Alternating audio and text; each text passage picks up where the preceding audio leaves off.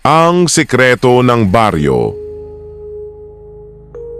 Sa isang liblib na baryo sa Iloilo, dumating si Nestor, isang sales agent. Nangangailangan siya ng matutuluyan, kaya tinanggap niya ang alok ni Aling Mirna, isang murang paupahan sa dulo ng barangay. Tahimik ang lugar, ngunit may kakaiba sa mga tingin ng mga tao. Ang unang gabi. Pagod sa maghapong trabaho, maaga siyang natulog.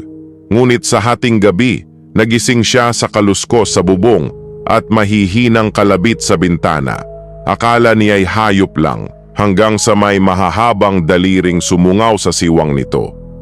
Sa takot, dali-dali niyang isinara ang bintana. Mula sa labas narinig niya ang paos na bulong, sariwa. Nang bumukas ang pinto, naroon si Aling Mirna, nakangiti ng hindi pangkaraniwan.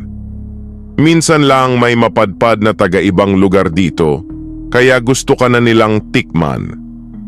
Mula sa dilim, lumitaw ang mga nilalang, payat, mahahaba ang kuko at gutom na gutom. Wala siyang matatakbuhan.